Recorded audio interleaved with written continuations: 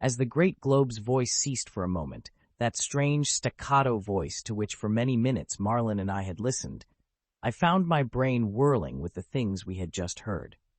For a moment I glanced around, as though to assure myself of the reality of what was about me, of what had just been told us.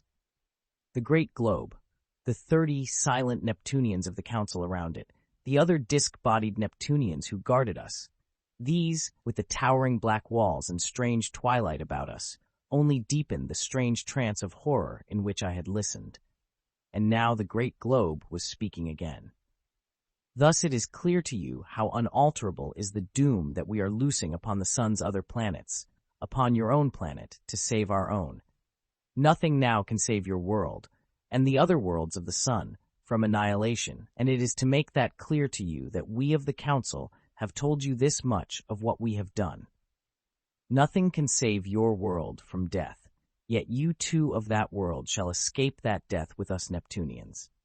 For it is evident that your race and you must have considerable scientific knowledge to enable you to imitate our great force ray and use it to venture out here to Neptune. So that, though lesser than our own great ancient race in science and knowledge, it may well be that you have certain knowledge which would be new and useful to us. For that reason, you have been saved, and have been taught our Neptunian tongue. From now on our scientists will question you, and whatever of new knowledge you are able to give to us, you shall give. You have heard from us how hopeless it is to think more of your own doomed world, and you know, of course, how entirely in our power you are.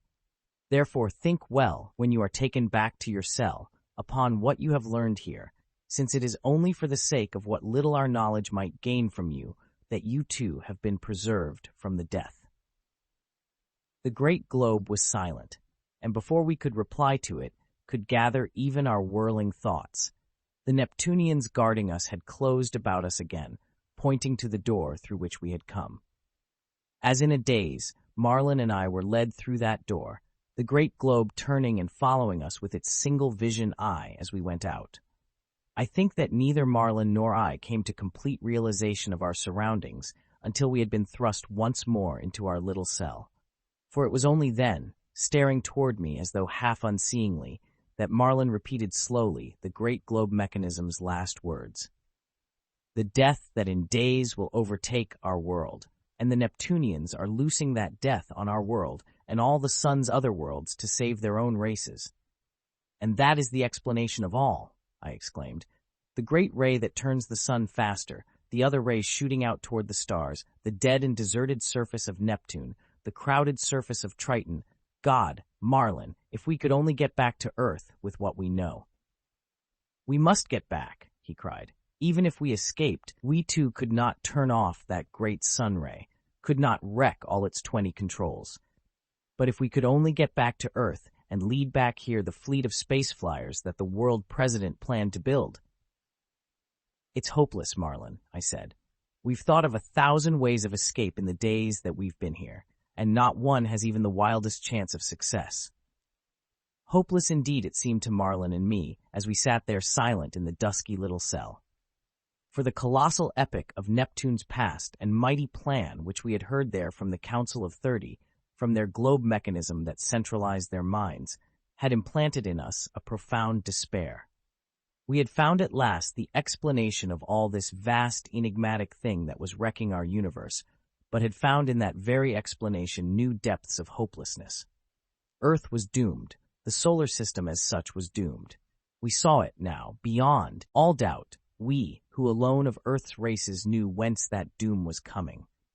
And I think that neither Marlin nor I, sitting silent there in the dusk of our cell, gave any thought to the terrible fate that hung over us too, who had been kept alive, as we now knew, for whatever possible knowledge we might be able to impart to the Neptunians. We forgot our own fate of a living death amid the Neptunians in our agonized contemplation of the great deepening shadow of doom that was darkening the sun and all its universe. It seemed to me, as we sat there, that it was centuries rather than weeks since Marlin had given to Earth his first warning of that doom, his first news of the sun's increased spin. All that we had come through since that time seemed the events of countless years. The great meeting of the World Congress, and its adoption of the plan of Marlin and Whiteley, the building of the space flyer, and that start by night of Marlin and Randall and Whiteley and myself in it, our hurtling flight out from Earth on our great mission, past Mars and through the dangers of the asteroidal belt, past mighty Jupiter and on, spinning through the peril that almost annihilated us at Saturn, to our goal, Neptune, our amazement at finding that world roofed and enclosed, the venture of Marlin and myself down into its dead and deserted compartment city, the attack of the Neptunians, the pursuit and destruction, somewhere out in the mists of Neptune, of our two friends, of Whiteley and Randall in the space flyer, and our own capture, our own journey to Triton's swarming strange world, and our day's imprisonment. And now, at last, this titanic tale of the past and purpose of Neptune's races, which had been told us by the great globe of the Council. It seemed incredible indeed that all of these things could have been so compressed into the time of a few score days as they had been. Yet they had been, I knew, and knew too that the 60-odd days that remained to us before the end came, before the sun, spinning ever faster beneath the pressure of the giant ray from Triton, split at last into a double star, that these 60 days would seem centuries on centuries of agonizing torment for us too, who must wait, imprisoned here, for the doom that was closing down upon the solar system to come to its dread climax. And at that thought, at the thought of that helpless inaction that must be ours, a blind, unreasoning revolt arose in me as in Marlin, and like him, I sprang to my feet, paced the little cell's length with clenched hands. All was unchanged about us, the towering black walls around us, the half-heard staccato voices of the Neptunian guards outside, the dim roar of sound that came to us through the twilight from Triton's swarming sunward side. The very changelessness of the things about us pressed upon my spirits with such suffocating force in that moment that I was almost on the point of beating blindly against the cell's door, when recalled to myself by the suddenly tense tones of Marlin's voice beside me. "Hunt!" he exclaimed. "There is a chance to get out, I think. I've been thinking, and if we can make a great enough effort, I think that we can win clear of this cell, at least." I shook my head. "It's no use, Marlin," I said. "We've gone over it all 1,000 times. There's no way out but through the door, and that never opens but with a half-dozen Neptunian guards standing with ray tubes outside it." "But there is another way," he persisted. "Out the cell's top, Hunt. Out the roofless top." "We tried it," I told him, "and it was useless. Even with the lesser gravitation here on Triton, even without these weights on our feet, we could only jump a score or more feet straight upward, and the walls are 200 feet high and utterly smooth and vertical." "But one way we didn't try," he insisted, and as I listened with dull lack of interest, he went on to outline to me his idea. And as I listened, my indifference suddenly vanished, for I saw that Marlin's keen, inventive brain had really found a plan that would give us a chance of escape. "It's our one hope," he finished, "and if we can use it to get out of this cell, we'll have a chance to steal one of these cylinders of the Neptunians and get back to Earth in it in time." "We'll try it at once, then," I said, excited now at this faint gleam of hope. For the changing hour for the Neptunians on the dark and sunward sides comes soon, and we don't know how soon those Neptunian scientists, who are to question us, will be coming here. We prepared for the attempt at once. Our first and main preparation was to unbind once more from our feet the little and great weighted discs of metal, which increased our weight against Triton's lesser gravitation to its normal Earth figure. With those discs removed, our lightest step sent us a few feet into the air, so greatly were the results of our muscular efforts increased. Then, since with my somewhat greater strength I was to be the first to try Marlin's plan, I stepped, or rather floated, toward the compartment cell's side with a single step, crouching down there with my body braced against the wall behind me. From that position, the square little opening of the cell, 200 feet above, seemed infinitely distant, yet I did not despair, drawing a long breath, and then with all the force of my muscles leaping obliquely upward. Upward and slantwise, thus I went with the force of that leap for more than a score of feet, toward the opposite wall that much higher from the floor, seeming to float smoothly up. So much slower than on Earth was my progress through the air.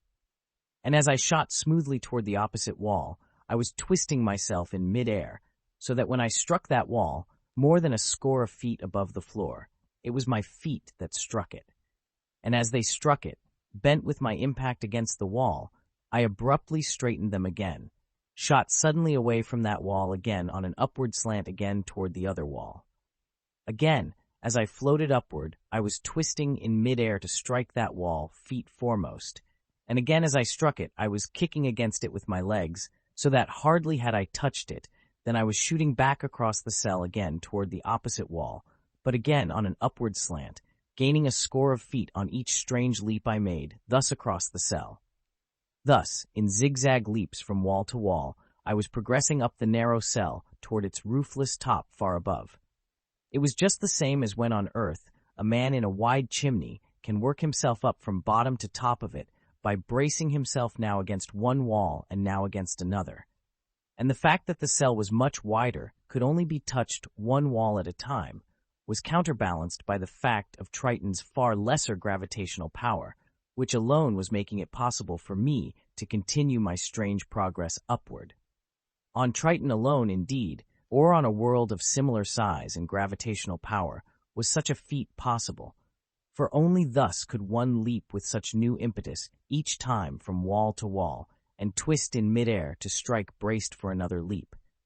And as I leapt up in that crisscross fashion from wall to wall, my heart beating rapidly, putting all my strength into each great leap, I could see Marlin on the cell's floor below gazing up tensely through the dusk, knew what depended upon our escape, and so struggled upward with a superhuman strength. Up, up, back, and across, and back. In leap after slanting leap upward I progressed, until with a half-dozen more leaps the cell's open top lay close above me.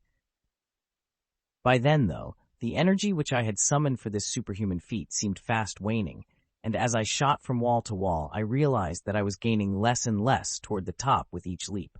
Another leap, another, and as I shot back across the cell's width from wall to wall, I was aware of the wall's top, but a few yards above me, yet felt at the same time the exhaustion that had gained upon me, now almost near to overcoming me.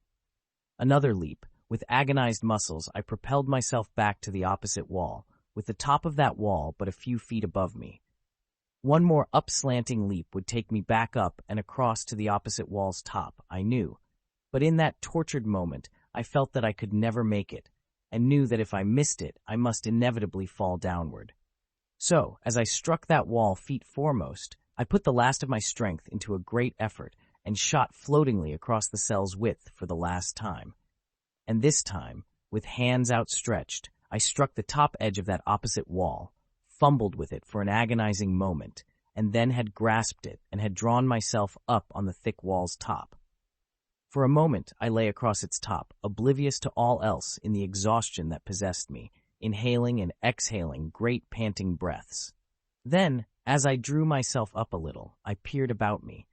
Far away on all sides of me stretched the walls of the compartment city that covered all of Triton, those walls' tops intersecting like a great checkerboard, and all level with the thick wall's top on which I lay. Twilight lay over a broad band of that compartment city about me, the twilight band between the dark and sunward sides. The brighter day of the sunward side, stretching away to one side, humming with activity and with many cylinders moving to and fro above it, while to the other side stretched the silent, sleeping dark side beneath its unchanging night. Now I gazed down through the dusk toward the cell's floor far beneath, and saw Marlin gazing up toward me anxiously, gestured silently to him. And in a moment more he was coming up toward me by the same great zigzag leaps from wall to wall that I had used. In anxious suspense, I watched him as he came gradually up toward me, shooting from side to side of the cell in upward slanting leaps that brought him each many feet upward.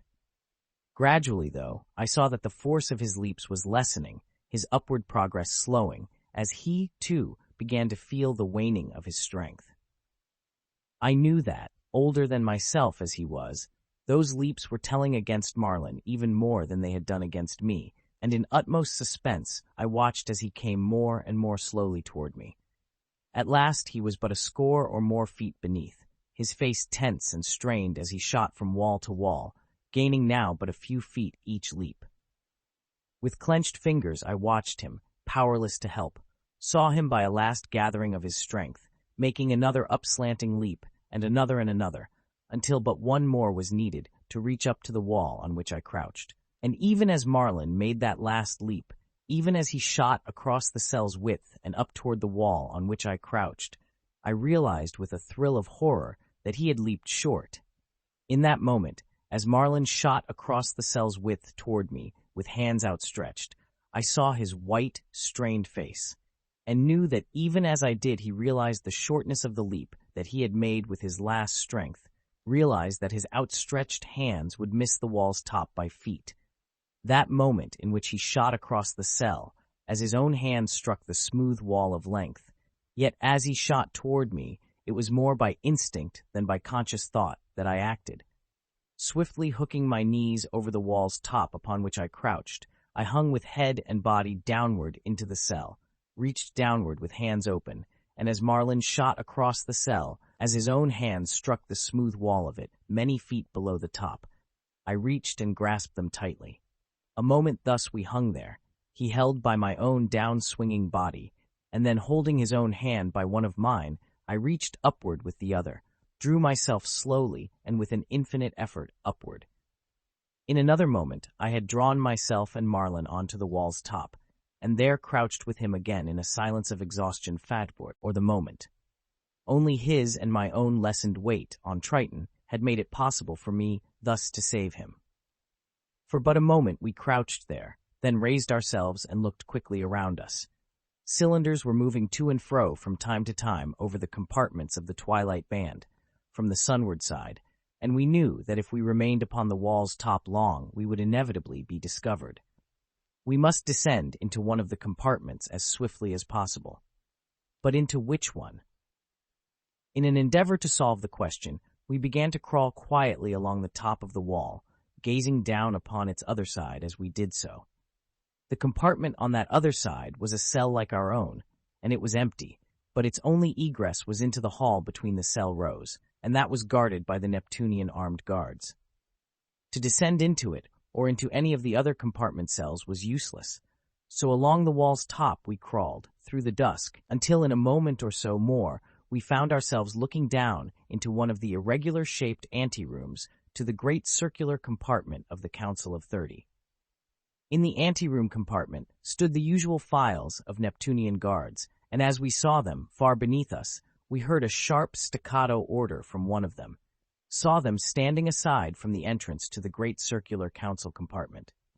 Then, as we watched, we saw emerging from that circular compartment in a moment more 30 Neptunians, the Supreme Council of 30, before which we had been so short a time before. They were conversing now, in their staccato speech, no longer held silent by the synthesizing of their minds in the great globe mechanism, and as we watched them from far above, we saw them, surrounded now by the files of guards, passing across the anteroom compartment and through a door in it, toward the sunward side of Triton. When they had gone, the anteroom compartment empty beneath us, Marlin pointed downward. "Down here, Hunt," he whispered. "If we stay longer on the wall tops, we'll be seen by some cylinder passing above, and if we get down into this compartment, we can make our way to the dark side." "You're going to try to steal a cylinder on the dark side?" I asked, and he nodded. "Yes, in the darkness there, where the Neptunians are sleeping, we'll have a chance to get at one. But we must hurry, for there's little time left before the great signal comes for those on dark and sunward sides to change places." So, spurred on by that necessity, we swung ourselves over the wall's edge, and then dropped down through the dusk 200 feet toward the anteroom compartment's floor. Yet that great drop was to us not more than a drop of a tenth that distance on Earth, so slowly did we float down toward the floor, breaking our fall a little by scraping along the smooth wall. We struck the floor, tumbled in a heap there, and then straightened, gazed about. The anteroom was quite empty, and in it were but 3 of the broad, low doors. One led back to the cell compartments from which we had escaped, another led to the sunward side. Through that had just passed the Council of 30 and their guards. The other led into the great circular council compartment itself. The last, it was clear, was the only one that held out to us any prospect of reaching the dark side, so we passed through it quickly and into the great council compartment, moving now in great floating leaps each step. The great circular compartment was as empty of life as the one which we had just left, the twilight dusk in it dispelled somewhat by the soft glowing discs in its walls. The great ring table in it had in the seats around it no Neptunians of the council now, but at that table's center stood still the great metal globe, whose strange mechanism made of the 30 minds of the council members a single mind, in perception and action. Knowing even as we did that it was but a lifeless mechanism now, without the council's members connected to it, it was yet with some awe that we stared toward that great mechanism, to whose voice we had listened so short a time before. Much would I have given to have examined it, to have inspected whatever strange mechanism lay within the globe, but time now was our enemy. Soon the signal would come that would send the millions of Neptunians on dark and sunward sides streaming across Triton to change their sides. And unless we could steal one of the cylinders and escape before that signal came, we would inevitably be discovered. So, sparing only a glance toward the great silent globe, Marlin and I moved silently across the great council compartment, toward one of the low doors in it that led apparently toward the dark side of Triton, to our right. Cautiously we passed through that door, finding ourselves in another anteroom compartment, as empty now as the one through which we had already come. Swiftly we moved across it, in the great floating leaps that each step of ours made now, toward the door in it that led in the direction of the dark side. But even as we moved toward that door, as we stooped to pass through it, Marlin and I shrank suddenly back, appalled. For as we bent toward that door, the sound of staccato voices had come to us from just ahead, and we had seen in that moment that there were Neptunians in the next compartment, several armed with ray tubes, who were coming straight toward that door, straight toward us. A moment we glanced wildly about through the dusky compartment as they came toward us. Then we had leaped aside from the door, had reached one of the compartment's corners, leaping more than a score of feet toward that corner, and crouching there in the dusk, even as the dozen Neptunians came through the door. It was our one chance of escaping them, the chance that they might not perceive us in the compartment's corner through the twilight dusk that reigned in it. But I knew that so keen were their great bulging multiple eyes that it was against hope that I hoped. The Neptunians who had come into the compartment, however, seemed not to notice us as they entered, passing across it toward the great council compartment, or conversing among themselves in their snapping speech sounds as they did so. Tensely we crouched there, stiffening suddenly, as we saw one of the disc-bodied monsters suddenly turn and glance back across the compartment in our direction. But in the next moment he had turned back, not seeing us, and then they had passed through the opposite door, their strange voices passing from our hearing. Marlin and I straightened, with long breaths of relief. "Close hunt," he whispered, "but on to the dark side. We've little enough time left." "We're almost out of the twilight band now," I told him, "and in the dark side we'll be a little safer." And now we were moving quietly through the door from which the approach of the Neptunians had startled us, through the compartment beyond it, and on through another and another. These compartments of the twilight band seemed for the most part quite empty, filled neither with masses of working Neptunians like those of the sunward side, nor masses of sleeping Neptunians like those of the dark side. We had found, however, that the compartments of the twilight band were in fact used only for the housing of the Council of 30 and of the other activities and departments of the rulers of the Neptunians, their only purpose, aside from that, being to provide easy access from the dark to the sunward side of Triton, and vice versa. So it was that now as we crept through the twilight dusk of those compartments, we found them almost wholly empty and tenantless, though once or twice we were forced again to seek hiding in the shadows as we heard the staccato voices of Neptunians in the distance. Once, too, we were startled by one of the cylinders throbbing by close above us, and since we had had no time to hide from it, thought ourselves discovered by it, though after tense minutes it became plain that its occupants had not seen us. But soon the twilight of that narrow band was deepening, and almost at once, it seemed, we were moving from that twilight dusk into a deep darkness that obscured all things about us. We had reached the dark side of Triton, we knew, and now moved more carefully still, for upon that dark side, we knew equally well, slept half the massed millions of the Neptunian races. The first few compartments which we traversed in that darkness, however, were as empty as those in the twilight behind us. But then, as we moved silently on, we came into the first of the great sleeping compartments. Even like those which had puzzled us so on Neptune, it was, with its towering walls lined with intersecting shelves whose openings, twice as long as they were high, were ranged in rows, one above the other, like giant pigeonholes. This sleep compartment, though, was not empty like those upon Neptune, for in its hundreds of shelf openings, its great pigeonholes, there slept hundreds upon hundreds of the disc-bodied Neptunians. Their 7 short limbs, folded up around their disc bodies, they reposed in those openings with their bulging, glassy eyes as open as ever. It was evident they all were sleeping, since the dimness of the day upon Neptune had made lids for those eyes unnecessary in the evolution of their strange race. And eerie was that sight to Marlin and myself as we stepped silently into and across the great sleep compartment. For it seemed to us that the hundreds of Neptunians reposing thus in those wall openings were regarding us fixedly with their great multiple eyes, watching us as we moved across the compartment. None stirred, though, as we made our way across it to the opposite door, and moved into the next, which we found to be another sleep compartment also, its wall openings, too, holding hundreds of the sleeping monsters. Through a dozen such sleep compartments we went, moving with infinite quiet and care, lest any of those sleeping thousands about us be aroused by any sound. And almost it seemed to Marlin and me as we crept on, that hope was ended in any case, since so far we had found none of the landing compartments for which we searched, none of the cylindrical flyers in which alone we could escape.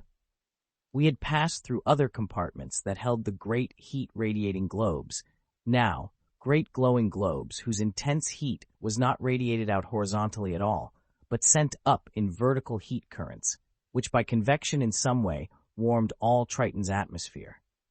Past these and through still more sleep compartments we went, pausing now and then, as from the distance in the dark side there reached us a few staccato voices. Still we came not upon any of the landing compartments for which we searched. Despair was growing in me as we crept on through the sleep compartments, through the thousands of slumbering Neptunians. For soon would come the signal that would awaken all those Neptunians about us, I knew, and unless we found a landing compartment, a cylinder that we might steal before then, all was lost. Even with such a cylinder, indeed, little enough hope was ours, since we dared not attempt to get to the 20 controls of the great sunray across the swarming sunward side. Our greatest hope would be to escape from Triton in it, if possible through the great roof that surrounded Triton, but even that hope seemed a futile one now, since, as we went on and on through the dense darkness of this sleeping side of Triton, we were moving still through a maze of sleep compartments, groping blindly through the vast checkerboard maze of intersecting, towering walls. And as we came into still another of the sleep compartments, with its massed sleeping Neptunians in the wall openings around it, I halted beside Marlin, twitched his sleeve. "Marlin," I whispered, "that signal will be coming soon. This dark side sleeping millions will be waking around us, and we've seen no sign of cylinders yet." "We must go on, Hunt," he whispered tensely. "It's our only chance now to get to one of the cylinders before they awaken." "But if we were to head in a different direction," I began, then was abruptly silent, stiffening suddenly, as Marlin did, beside me. For there across the dark compartment from us, it had seemed to us that one of the sleeping Neptunians in the wall openings had moved. Fixedly, in that moment, we stared toward it, its own great glassy eyes staring back toward us like those of all the other sleeping monsters. Was the creature asleep or waking? The question burned in our brains at that moment as Marlin and I stood there motionless, gazing toward the Neptunian. It was but the merest moment, though, that we gazed thus at the thing transfixed, for in the next instant it and the one in the opening beside it, roused by its own movement, had moved again, And then with their low staccato cries of surprise sounding together as one, the two Neptunian monsters had leaped down to the compartment's floor from their openings and were confronting us.